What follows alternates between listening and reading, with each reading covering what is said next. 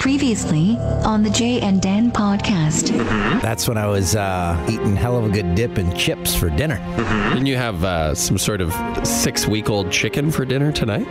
It was reduced $1, and then someone put reduced $1, replaced that with reduced $4. So I'm like, what a deal! In general, I have a pretty steadfast rule about poultry and meats that once it's discounted twice, I'm going to look the other way. After Stephanie told me that she tried to get into the juggling club and she couldn't get into the 2-ball club. She couldn't do the 2-ball. I watched the Justin Bieber movie Flying once, and I cried. Yeah, maybe they thought you were having a breakdown. Yeah, exactly. Gotta keep an eye on this guy. Strap this guy to the seat, let everyone else off. This chicken's gotta be good. They're pricing it to sell. You're listening to the Jay and Dan podcast, presented by our good friends at Coors Light. I feel good so far. Dance. Dance. And I just realized I finished that chicken last night.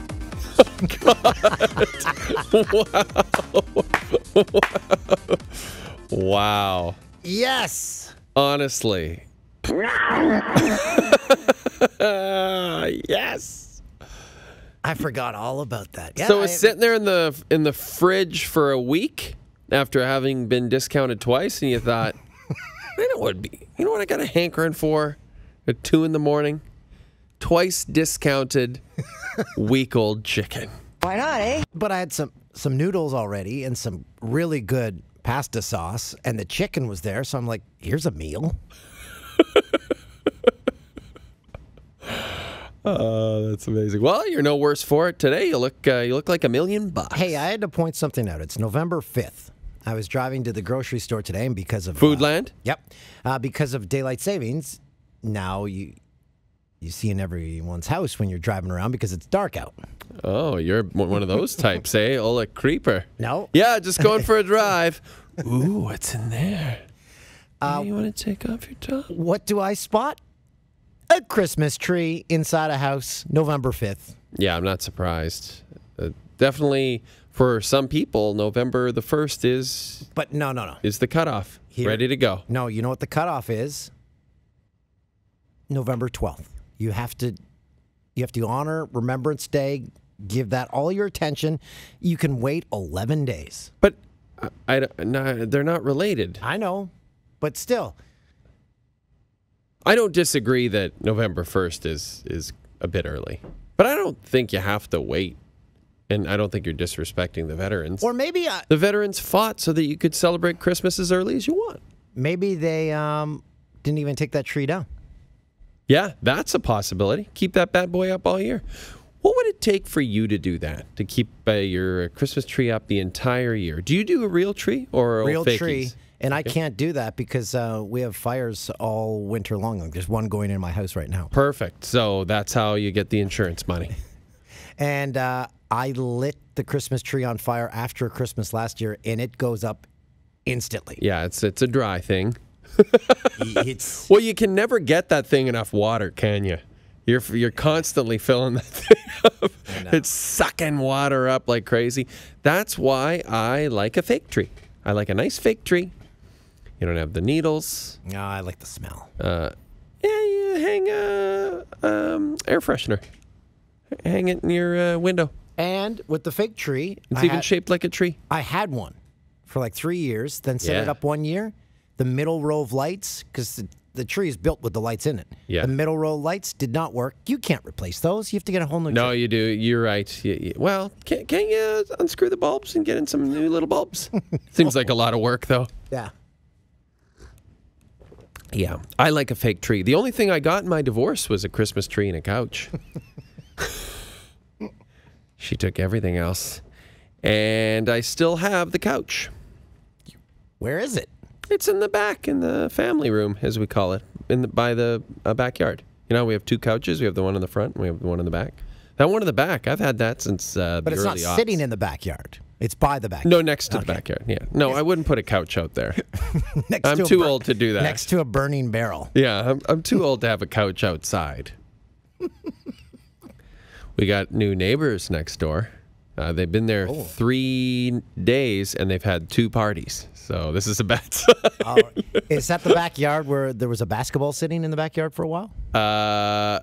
It's the backyard that looks like it's been abandoned. Yeah, the basketball. It's like straight out of a horror movie. Like, what happened to the people playing with that ball? There's no one caring for that yard. No one. But I met the guy today, the neighbor guy, and it's him and 3 girls. So in theory, having renters next to you, 3 out of 4 girls, that's a good thing generally. But I have a feeling these girls might be ready to party. Are they students? No, I talked to the guy. What's his name again? Monty. And Monty said, Monty Hall? I said, so like Monty Hall? He was like, yeah. Like he could tell he'd heard that before. And Monty works at Roots. Ooh. Yeah, can you get discounts? That's what I'm hoping, because Isabel needs a new hoodie. Yeah, Roots makes good quality clothes. I could use some sweatpants to walk around my backyard, which has been cared for very carefully. So you go over, you're like, Monty, hey, I'll keep my nose out of your business if you let me in your business, as in your business you work at. Seems like I'm coming onto him sexually. I don't want. That's not. Come on, it'll be fun. That's not the message I want to convey to Monty at all. Monty, I'll stay out of your business if you let me into your Roots sweatpants. Why not, eh? He's like, what? I mean, can I get a discount? Dude. Monty. Yeah, Monty's the neighbor. So, how was your weekend, Dan? You came into the city. You did a little city vacation. Yeah, love the city vacation. Great time. Went to a pierogi party hosted by Tessa Bonhomme. What are you, a 90-year-old woman from Mundare? There was a lot of people at this party too. But Tessa, she has a pierogi making party, and then she has a pierogi eating party. So it's all homemade. So which one were you at the eating party? I'm not going to the making. No. You could get in there, and roll your sleeves up, and the party. The doors open at 7 or something. I sent her a text at 6:30. Hey, you need any help setting up? It's funny because I didn't get the memo on that party, but that's fine. That's fine. If you had asked, I always invite myself. Do you really? Yeah. No, I can't do that. I could never do that. I could never invite myself to a party. I feel too weird. Yeah, so did that, got to fill the pierogies, and... So what happens? You just sit around and just... These are all... Everyone there was like in their early 30s, so they were all playing beer pong. And I was talking to the people my age, and there was only like 2 of those there, Jennifer Hedger and her husband. And I'm like, did you guys ever play beer pong? And they're like, no, I never. But beer pong kind of was a bit after our generation, I think. It was. Like nobody really played it. And these 30-year-olds, they're like, well, what did you guys do? I'm like... Just drank. Drank? Yeah, just got it in us.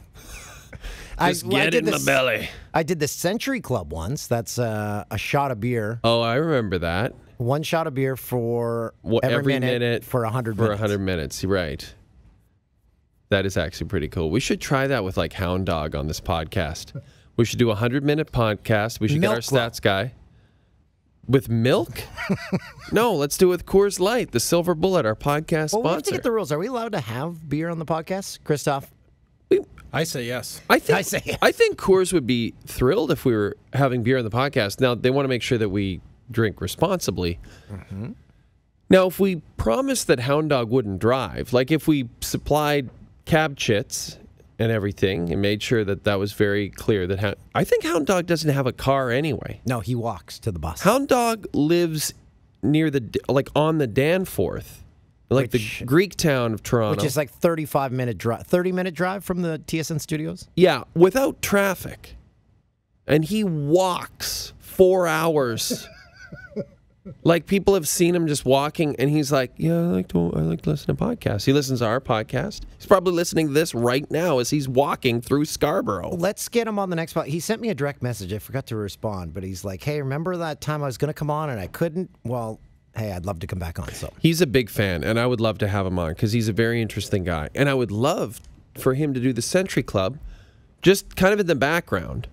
while we're doing the podcast. Like we could have another guest on. And We we have to could have just, a really long podcast. just check in on him. It would only be, an hour and a half plus 10 minutes. Yeah. That's no big deal. We can handle that.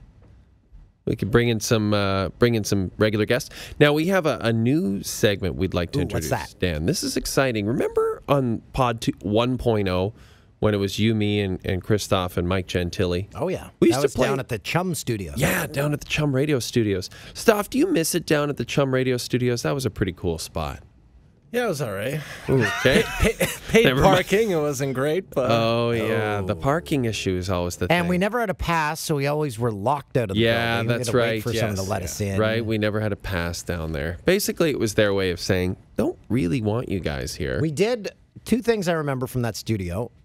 I sold my car during one of the podcasts, correct. and we ordered the most expensive pizza in the history of pizza What during was the it? For one of podcast. the last podcasts. Oh, it was yeah. Pizza Gigi. It was Pizza Gigi. And we ordered 3 large pizzas, and it was like $300. I think it was like 100.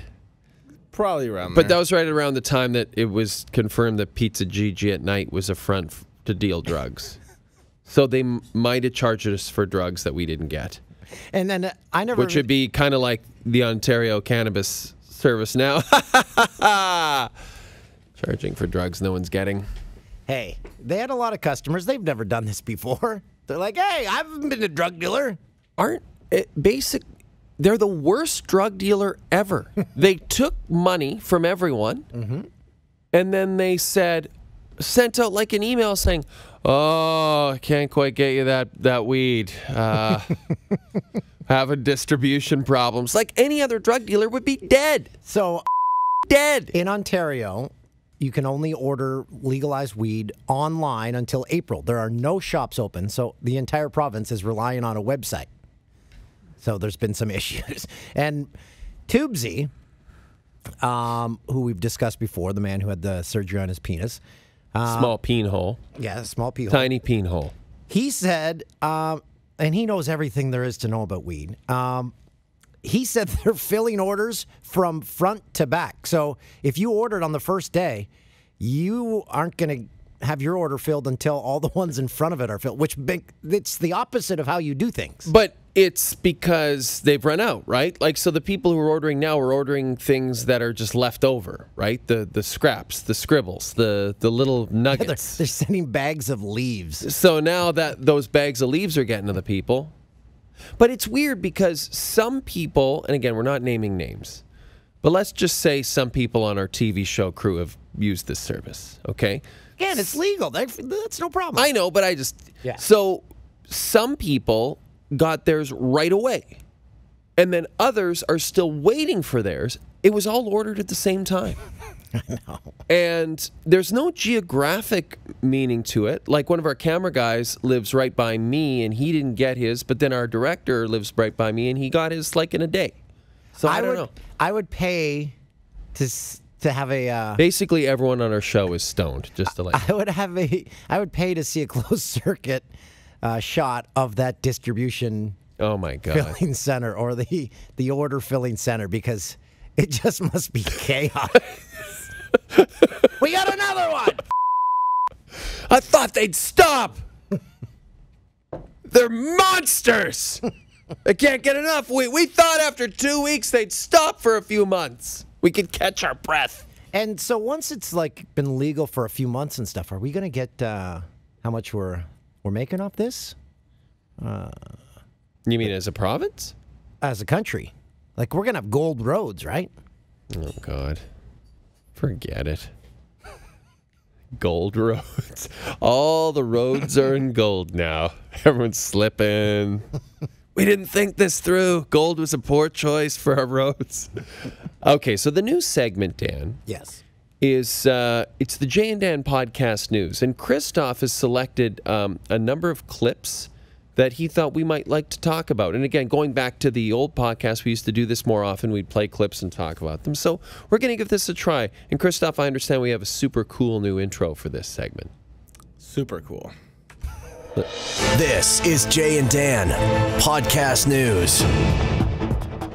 Ooh, that sounded legit. Who is that guy? Yeah, who is that? It's Christopher Kent. So where's he works based? in, I guess, Toronto. He works for his News Talk 1010. Oh, nice. That's very cool, man. Yeah. So, all right, what's the first clip on Jay and Dan Podcast News? All right, so this first clip was sent in via Twitter from Aiden Barfoot. So he was listening to Overdrive where they were discussing a 41-year-old man in Simcoe who decided to go on his neighbor's porch and bark in order to protest their dog's barking. I'm not sure if you guys heard of this story. Sounds like what I'm going to have to do to Monty soon. Well, good luck, Monty. Here is O'Dog wondering about the guy who barked. I want to know how deep into it he got in character. Like, was he at the front door? On all fours? Yeah. No, like I just- needed that. you start With off. the tooth hanging out, like... You just start off low, like.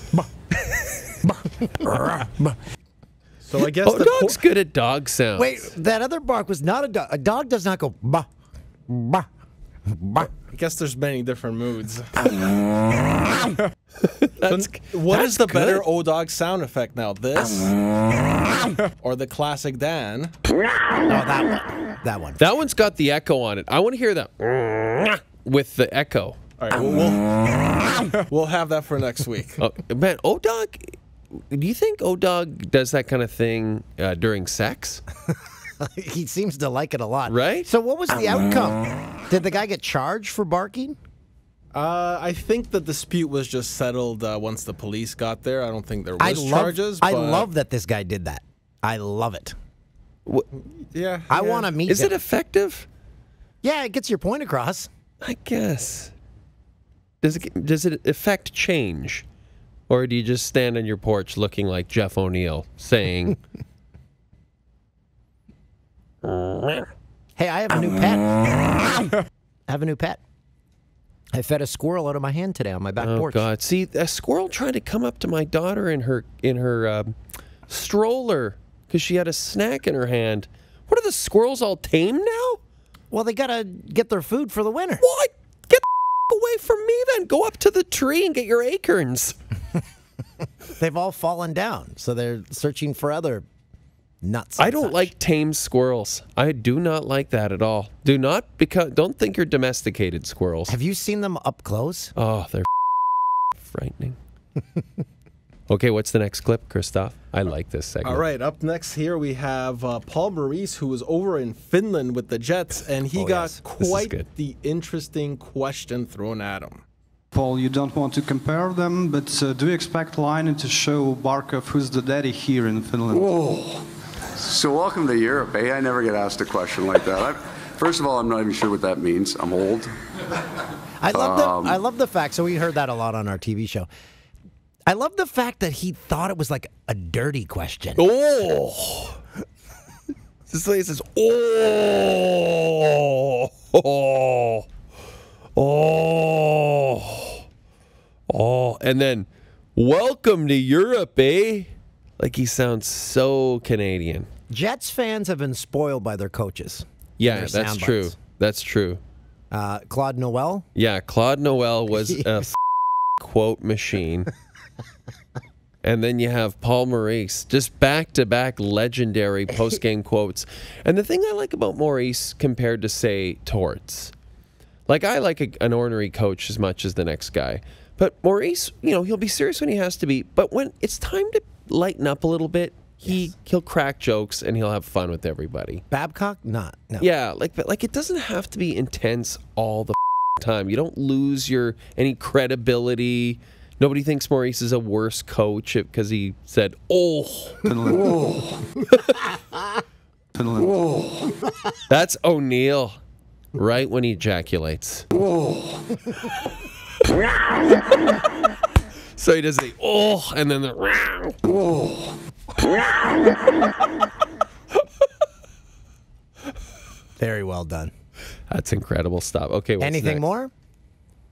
We do have one more here. It's Matt Patricia, the Lions coach. This is about the guy in the front row? Yeah, the guy who wasn't sitting up enough. We'll play the clip and then we can discuss how Matt Patricia dresses and looks on the sidelines. well, do me a favor, just kind of sit up and just like have a little respect for the process. Every day you come in and ask me questions and you just kind of like, give me this. But I mean, like, just be a little respectful. I'm asking just to be a little respectful in this whole process, okay? So ask me a question professionally and I'll answer it for you. Okay. So, I think we both, well, what do you think, Dan? He could have easily addressed that person not on a microphone, just after, say, hey, buddy, can you just sit up? He doesn't have to be a jackass and be a prick in front of everyone and call the guy out. And see, I don't think he's being a jackass. I think he just said, do me a favor and sit up. Like, it's technically a place of business, It's a press conference. I understand why that would be annoying if some, like, smug reporter was, like, slouching the way I slouch through this whole podcast. But as Christoph alluded to, Matt Patricia doesn't exactly dress up. Doesn't exactly dress like Tom Landry on the sidelines. No, exactly. So it's a little hypocritical, I think, for him to call someone unprofessional. Our top 10, and for the first time, I think, ever, so I called everyone in the top 10 coaching outbursts or whatever. So right. I called them all. Producer Tim, during the top 10, got in my ear. He goes, you know what? They are. He actually agreed with me. Well, I think you and Tim have been getting along pretty well lately. And that's because Tim got his order within 36 hours. No, Tim, I don't think, placed an order. And he's very much enjoying all this delay. He likes to see other people wallow in human misery. So that they can experience what his own life is like. We discussed this on the show the other night after the Bills were embarrassed again. I said, Tim's happy. Tim's a massive Bills fan. If they were good, he wouldn't be. Yeah, he likes misery. That's why he loves the Bills and has loved the Leafs all this time. Obviously, that's changing now because the Leafs are good now, but they've been terrible for decades. Who else is Tim into? That's pretty much it. And feet. It still isn't confirmed, but he does not deny when we bring it up. Yeah, that's true. That's true. Tim hasn't confirmed he has a foot fetish, but yeah. Christoph, I've brought this up before. You guys need a duster in here. Just like a feather duster. Yeah, I think quarterly basis it gets done. There's 2 inches of dust on these screens, these monitors next to me. How does Hayes and Owwh and Noodles, our star radio guys, how do they react when they see the filth? Like, how does Owwh not call it out every day and say, someone clean this studio? Yeah, I don't know. I guess they're just he's living in their own filth. He's just busy trying to stay awake. Owwh. He's thinking about what's going to happen later that night in bed. You know what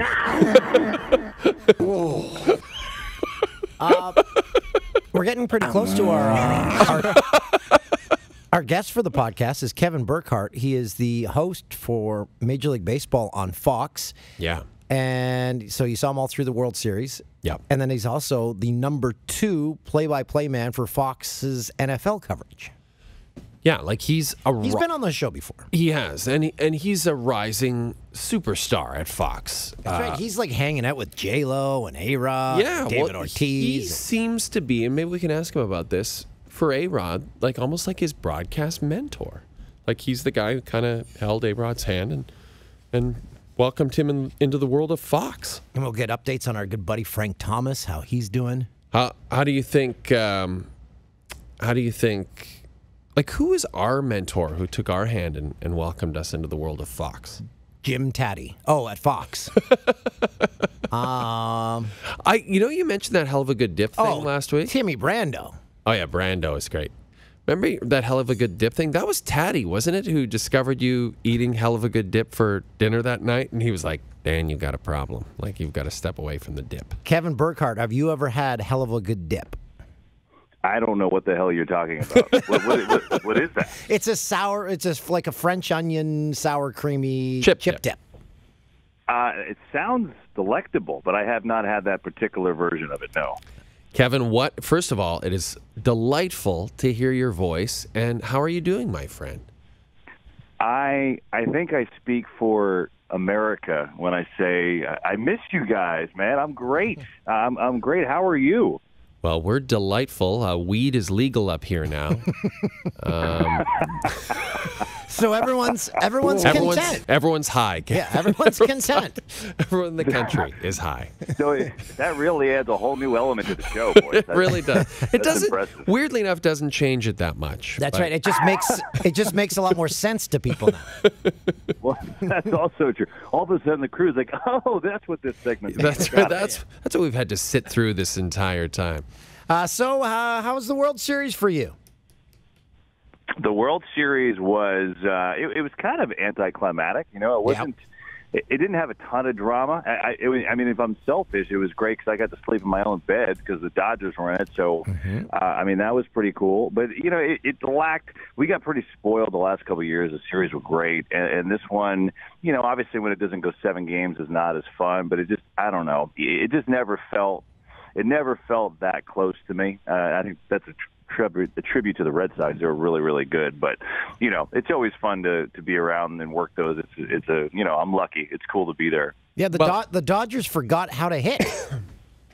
I mean, you know, they didn't hit a lick. You know, they were like that a lot during the year, though. They were feast or famine. You know, they hit a ton of home runs, but, you know, they had times in games where they just didn't score. And, you know, unfortunately, in a short series, if you go in a little bit of a slump, the series is over. So, I mean, it's still a pretty good year. Getting back to the World Series for the second straight year is not easy to do, but I just thought the Red Sox were, you know, they were the best team all year. So, I mean, they deserved it. Kevin, we talked about this before you came on. Alex Rodriguez now is a broadcasting star, and this is something when Alex played that would probably you could not have predicted. He didn't have the kind of personality that you would have expected would turn into this warm, gregarious, very knowledgeable, talented broadcaster. And I personally give all the credit for that to you. To me, you are the person who has single-handedly turned A-Rod from the most hated man in baseball to America's beloved broadcaster. Do you agree with me on that one? I'm clearly I am the sole reason. I mean, you know, you know, it's funny. I mean, think about I don't know, you know, 15 years ago, right? Would you ever think in the world, like back in that time when Derek Jeter was like, you know, walking on water and A-Rod was A-Rod and, you know, the media went against him and fans loved to boo him. Now the roles are completely reversed. Everybody loves Alex, and he has become a media darling, a self-deprecating, humorous, you know, great at what he does. And then there's Derek Jeter now running the Marlins, and everybody hates his guts. Yeah, that's right. He's ruining it. Changed. Yeah, it's true. And I think my theory about it is that A-Rod secretly always wanted to be liked, and it just didn't work out for him. But now it's what is in his control is you can tell he puts effort into it. Not all ex-players do that. Well, in all seriousness, guys, I mean, you know, you've been around enough athletes to know that guys that when they go on to the next career of TV or radio or whatever, you know, in the media, that there are plenty of guys who just, you know, kind of show up. And a lot of times that's good enough to get it done. And to his credit, from the very first time he worked for Fox, you know, he worked for us one year when he was still playing. And, you know, before he came in, he reached out to me and said, "Hey, can you come in early? I really want to talk to you and go over some things, and I just need some help." And I just was so impressed by that. I mean, I don't, you know, there are guys that are in the business for 15 years that don't ever, you know, do that step. And so he really wanted to be good at it from day one, and he works his butt off. The easy part for him is he loves baseball, so he loves the game. He's always watching baseball. I mean, this is no joke. Can you imagine, like, going home at night, like, so, you know, do a show in wherever we are, say we're in L.A., okay? Do a show. He goes home to Jennifer Lopez, nonetheless, and he's like, "Hang on, I got to flip the Mariner game on tonight, honey. We're going to watch the Mariners-A's game." That's what he does. Like, he is obsessed with baseball. But I think that's why he's great, because he loves it and he lives it and he tries to be good at it. So, listen, I love him. I mean, I love him, working with him. I mean, I call him a friend, and it's been cool seeing his turnaround, you know, a little bit. There was a moment, guys, I don't know if you saw the clip on social media, but there was a moment during our postseason shows. He and David Ortiz had a bet when the Yankees played the Red Sox, and the loser would get into the opposing team's uniform and get doused by champagne. Now, I just didn't think that was really going to happen. And to his word, his credit, he held it up. He came out on set with a Red Sox uniform on. It was freaking hilarious. And, I don't think a lot of guys would have gone through with it. But he had the chops to do it, and it was a really fun moment. Have you been to a party at J-Lo's house? Have. You have? I love it, KB. You're living the good life now. I don't belong there at all. I mean, I belong at the Baleen Kitchen drinking. That's right, my friend. Yes, told you that's where we belong. That's right. With some old sailors whose boats they never move. They just come in and drink at the bar and go back to their boat and sleep. The boat actually. Those boats don't have engines. They're just shells that lay on the water. So tell now, and then you're right back into the NFL thing. Your thoughts on this season so far? You've been on the road. You're the number 2 guy. People are saying, "Hey, Joe Buck, maybe relinquish something." How soon until you're rightfully calling the Super Bowls that you deserve to call? You're too much, Jay. I mean, Joe is awesome, and I can't see any reason why he would go anywhere because he's as good as anyone who's ever done it. And I am truthfully doing it, but I love football. It's cool to be back, and my favorite about it is I love doing the games. It's so much fun. And then Sunday after the games, we'll go to the airport, and I'll schlep back to Los Angeles, and I'm in got time to. Uh-oh. We lost you. We're losing you a bit. Oh, you got me? Hello? Yeah, we got you now. Yep. Okay, cool. So anyway, after the game, you go sit in the airport, get ready to go home, and then for some reason you open up Twitter, and it's just the best. It's like, you hate my team. Stop rooting for my team. Stop rooting against my team. I'm like, my man, the only thing I was rooting for was, this vodka soda and for my flight to take off. Yeah. You were rooting for not overtime is what you were rooting for, so you could make your flight. We always point out when you're on the call, we do a lot of sound ups in games that you're calling. And the one thing that you and Joe Buck are both very good at calling games, but the thing that I admire the most that you guys do, you don't bog us down with words. You let the play speak for itself and you let it breathe. That's I appreciate it, Toolsy. And that I try to. When I got into TV, I was a radio guy first. So when I got into TV, that was like my biggest fear. I was like, man, all I do is talk, so I got to learn not to talk. And I listened to some of the people who I thought, like Pat Summerall and all these people, and I just try to do the less is more thing. I don't know. I think everybody's got their different style that works for them, but I just think that. If you want to look up a million stats and hear, look, we do stats and we tell stories, but I just think, you just don't have to overdo it. That's just me. So I appreciate it. And the thing is, we're joking about the Twitter stuff, but truthfully, all the guys that I know that call games, all we want is a good game. We never really care who wins. It's just like, give us a good game, and it's like the greatest day ever. Now, I want to go back to baseball quickly. You're so dialed in, KB. You're so connected. Everyone's talking about Harper and Machado. In your opinion, or maybe you have more than an opinion, maybe you just know where are these guys going to end up next season. What do you think?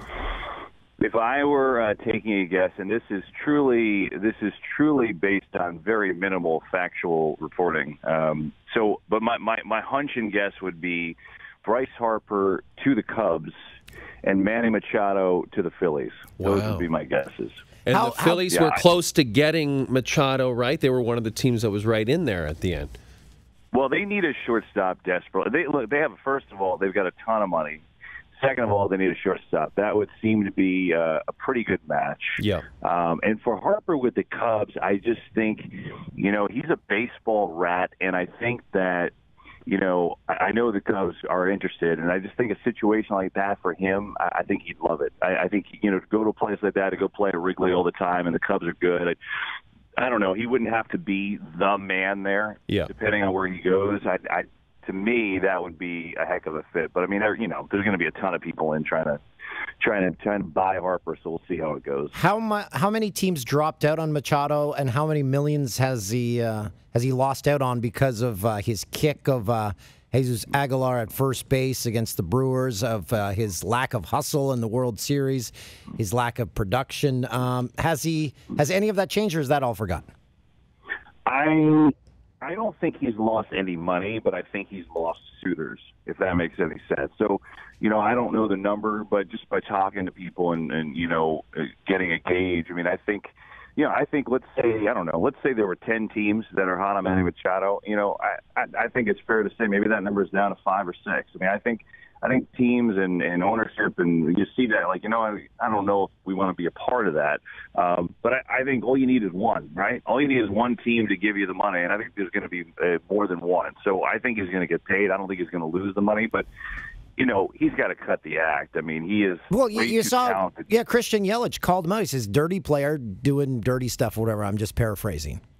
Listen, well, there's no doubt. He's done it enough. Now, you do it once or twice, okay, I didn't mean it, it's an accident. You do it multiple times, it's not an accident. Justin Pedroia still harbors a lot of ill will for, Justin Pedroia didn't play this year because of Manny Machado, because of a dirty slide at second base. So I think there's some credence to it, and I do think it'll turn people off, but I don't think it'll turn everybody off. You remember A-Rod used to do crap like that, too.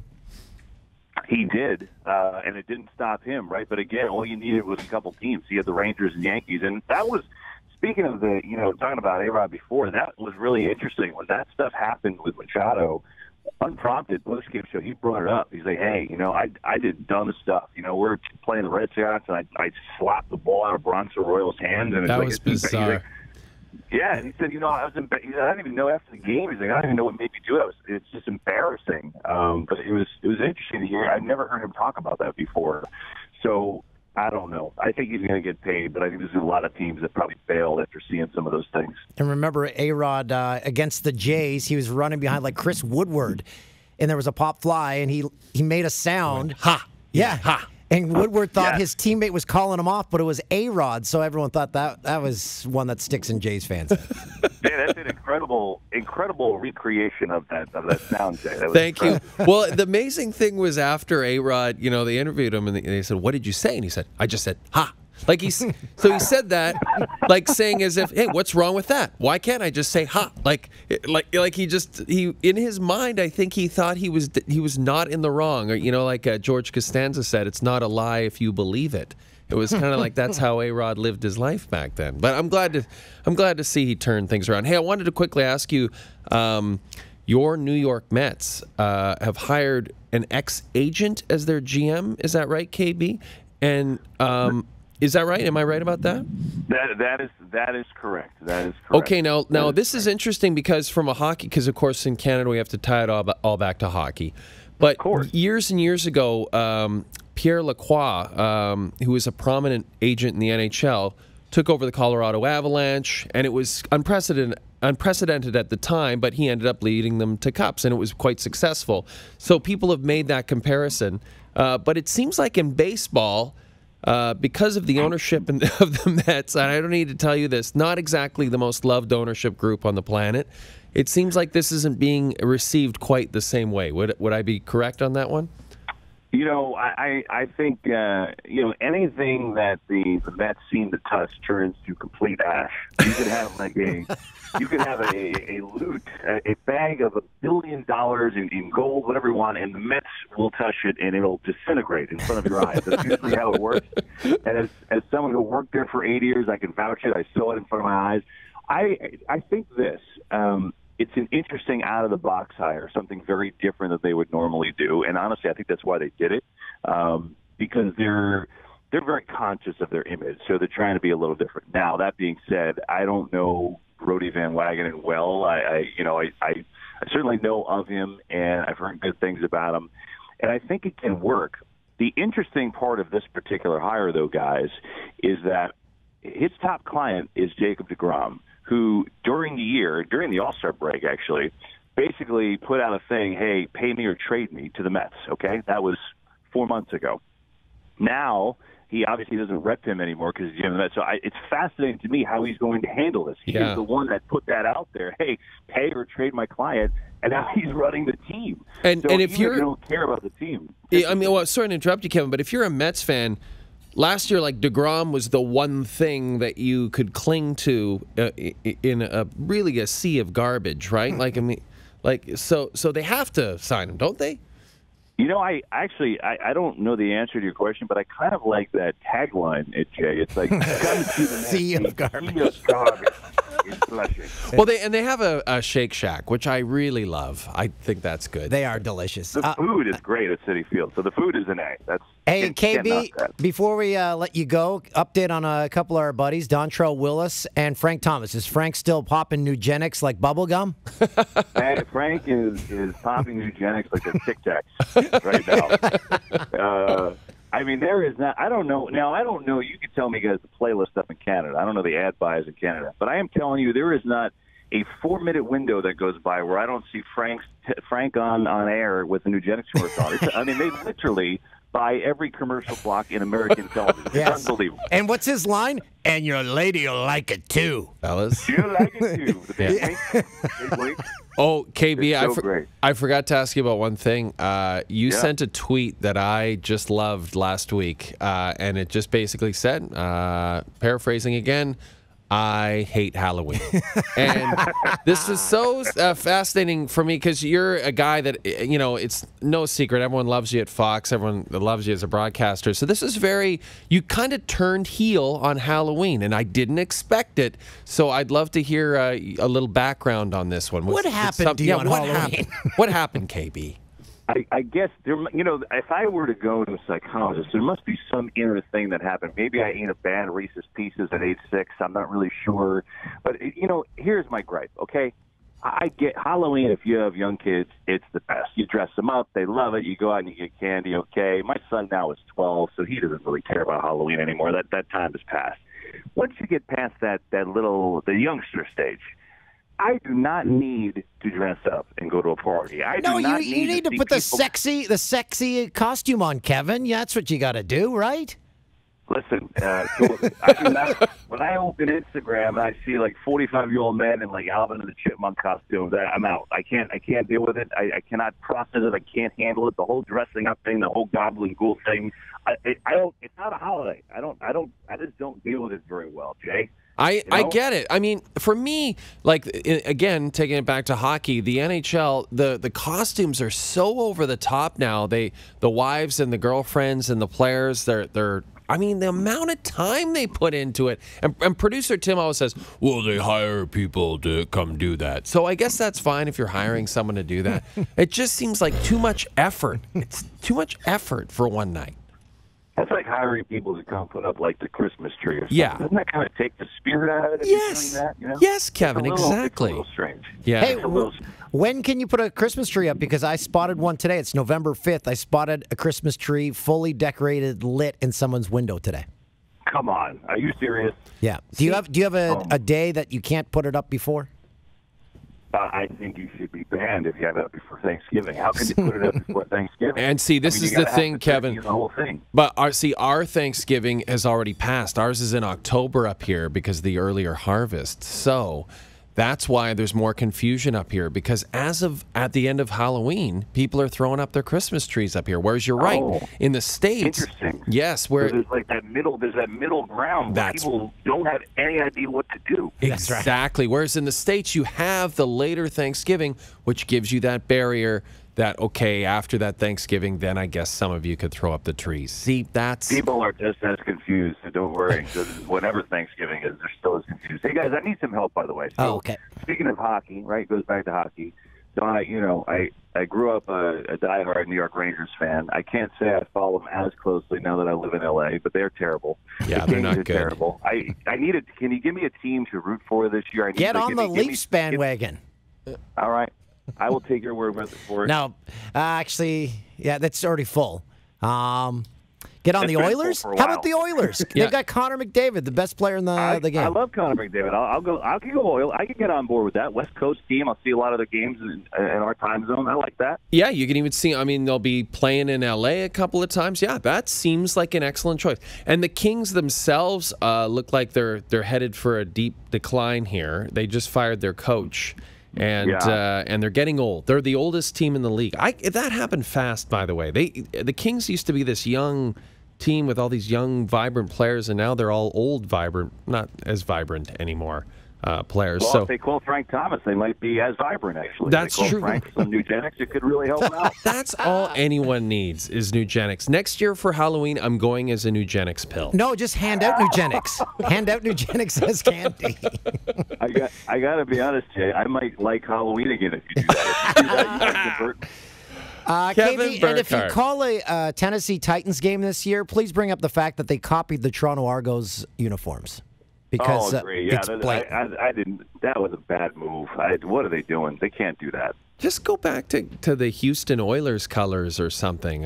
Throw a little tradition into the mix. They've never quite had that right, have they? That whole Nothing uniform thing. says tradition like the Titans of Tennessee. Those are the Kevin, we're gonna let you go. We got to run. Have a great time at Simsies tonight, and we miss you. We miss you very much. We really we love getting to know you down there. We miss you a lot. So continued success, my friend. Hey, you too. You guys know I love you and I miss you, and thanks for letting me come on, man. It was awesome catching up. Thanks, KB. All right, we'll see ya. That's Kevin Burkhardt. You can follow him on Twitter. It's at Kevin Burkhardt. Let me make sure I get the correct spelling. It's Kevin Burke, so BURKHARDT. That's the key. HARDT. Yeah, because people would say Burkhardt, so they'd put heart in there, but that's not. Yeah, DT. As you so can, the direct tweet was, just going to be honest here, I hate Halloween. yeah, he's like, it would be like Mr. Rogers saying that, because Kevin is the nicest guy. Like, just you could tell, like on that interview, he's just the coolest cat. Yeah, he's got a good gig. He's so he host of Major League Baseball on Fox, and then spends the other part of the year calling football games. It's a good way to go. That's like Toolsy spends part of the year hosting our show, and then the other part of the year driving around Orono looking for people to put up their Christmas trees too early. Hey, what's going on in there? Hey, you got your tree up? Who wants some Nugenix? You like So if anyone's wondering, Nugenix is like a testosterone booster. Yeah, it gives you energy. And fellas, the ladies will like it too. That's Frank's line. It's something like that. He must have got paid a load. Yeah. And I hope... As he should. And the big hurt. He gets residuals, right? Every time it airs, you get a little piece? I don't know how that works, actually, for commercials. I don't know. We should. Any large company would want us in their commercials. We'll see how it works. Well, Coors Light. Coors Light should base their entire new promo campaign just around us doing things. Yeah. Drinking Coors Light. Coors Light, get it in my mouth! Oh. How about just Coors Light and then that? Oh, here we go. Coors Light. Oh. Coors Light. Yeah, that tastes good.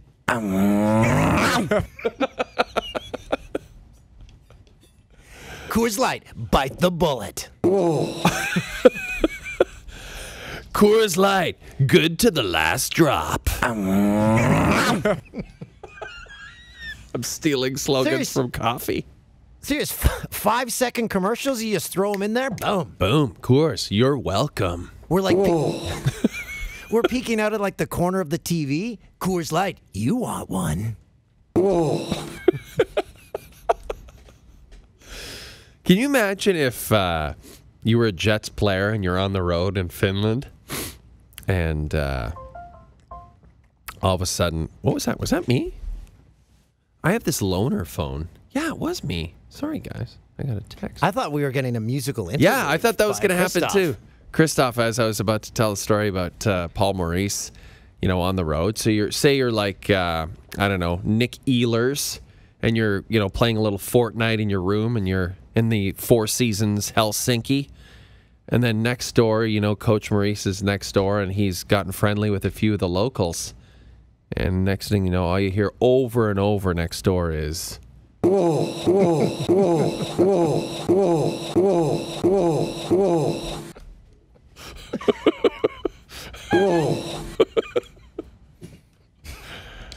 Whoa. Coors Light. Yeah, that tastes good. Whoa. Coors Light. Paul Maurice is getting laid. Whoa. So Coors Light, there you go. There's your ad campaign for the next 10 years. We will give you new slogans every week. So let us know what you think, Coors. Tell us your thoughts on that. So, Mr. Coors Light, please email us. Well, this has been a blast, guys. I guess we're going to wrap it up. Oh. Are you sweaty behind the knees? Whoa. What? No. I'm sweating. Because you were probably, what were you, sitting in a yoga position during that Burkhardt interview? No, I'm just sitting, regular sitting. And your knees are all sweaty? Better get some knee deodorant. That would be a good product for us to introduce. Jay and Dan knee deodorant. Needy.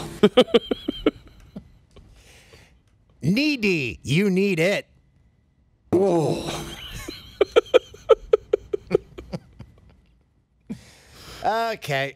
Do we have a guest on our TV show tonight? I don't think so. Thinking out loud here. No, I don't think so. Tim didn't want to book anyone? Tim barely wants to show up anymore.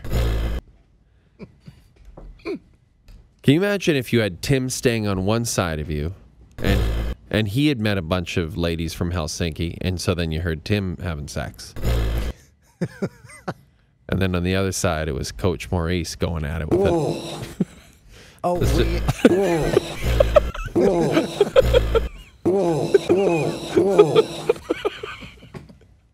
Just like Nick Ealer's nightmare. That's what that whole sequence is just called. Something we discussed on the telephone, on the TV show conference call. We have one of those every day at 5:30. Was producer Tim, he's got to grade our staff. Yes. He's got to give them marks for how they've done. So he is going to grade us, and then we're going to read out his performance review on our TV show. What do you think of that idea, Stuff? Whoa. Love it. Doesn't work well with others. Actually, another thing, Stuff, that we were thinking of doing is taking one of those conference calls for our TV show, recording it, and playing it on the podcast. Last Terrific. Episode in the bank that way. Yeah, right? We had a good one last week because it was revealed during the conference call that I took it in the shower. You took what? You took it in the shower? I took. Elaborate, please. You took it in the shower? Oh. I took the phone call. Tools, he's taking it in the shower, guys. Leave him alone. I had the phone in the shower. Oh, with me. you had the phone in your... Okay. Yeah. All right. So that would have been a good one. So did you have like a plastic bag wrapped around the phone? No, there's a shelf that's out of spray zones. God. So that's one we'd probably not play for you, but maybe we'd play another one for you. Tim, tell me more about that idea. You'd be into it. Yeah. As long as you were sending him pictures of your feet. Can you imagine if you accidentally picked up Tim's phone off like the control room table and you looked up and the screensaver was a shot of your bare feet? And you're like, Tim, aren't these my feet? Leave my phone alone.